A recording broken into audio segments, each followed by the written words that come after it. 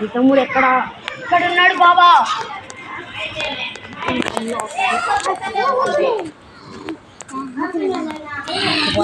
తమ్ముడు మీరు ఎలా కాపాడండి చేసి కాపాడండి బాబా.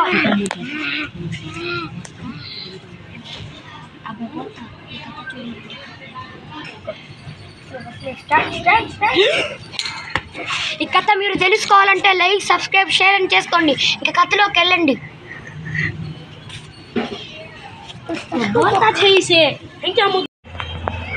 తమ్ముడు పదరా, ఈ పాత మంచం మీద ఎన్నిసార్లు పడుకోవాలరా?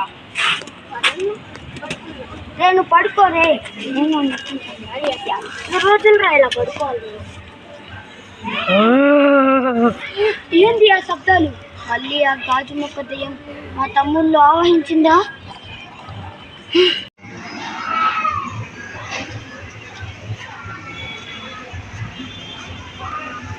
ఇప్పుడు ఫకీర్ బాబా ఫోన్ చేయాలి. హలో బాబా, మీరు ఎక్కడున్నా మా ఇంటికి రండి. ఇక్కడ మా తమ్ముడికి మళ్ళీ ఆ గాజు మొక్క దెయ్యము ఆవహించింది అనుకుంటా. త్వరగా రండి. మా తమ్ముడు స్పృహ లేకుండా పడుకోండి.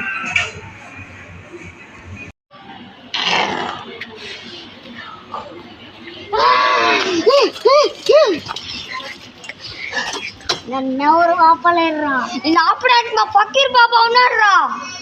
ఎక్కడున్నాడు? తీసుకొని రమ్మను. వాడు బీహార్లో ఉన్న, మహారాష్ట్రలో నా కోసం నా అన్నగా వస్తారా. తీసుకొని రమ్మను. ఏంట్రా నన్ను పంపించడానికి నువ్వు చూసి? అవును, నిన్ను పంపడానికి చూస్తున్నామా? నన్ను పంపి ఎక్కడ ఫోన్ చేయడం చేస్తున్నానే. పిల్ల దయ్యమా? హలో అన్నయ్య, ఇక్కడ దయ్యం నన్ను చంపేసేలా, త్వరగా రా అన్నయ్య. ఫకీర్ అన్నయ్య వచ్చాడు రా. మా ఫకీర్ అన్నయ్య వచ్చేసాడు రా. చూడరా అటు మా ఫకీర్ అన్నని. ఏంట్రా మళ్ళీ నన్ను చైతాన్ని తీయడానికి వచ్చావా? అక్కడికి పెంచుకున్నారా? పిల్ల దయ్యమా? ఇంకా మా ఫకీర్ అన్నయ్య వచ్చాడు. ఏమైందిరా తమ్ముడు? వీడు మళ్ళీ ఆ దయ్యం వీడిని మళ్ళీ ఆవహించింది అన్నయ్య.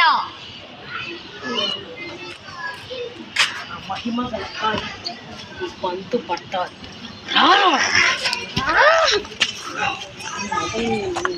నన్ను వదులు, నన్ను వదులు, నన్ను వదులు, నన్ను వదులు, నన్ను వదులు, నన్ను వదులు.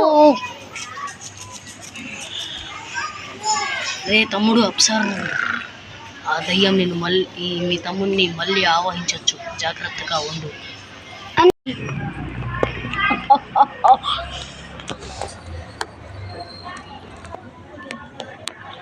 అప్సర్, ఆ ఫకీర్ బాబా ఎవరు పిలిచినా రాడు.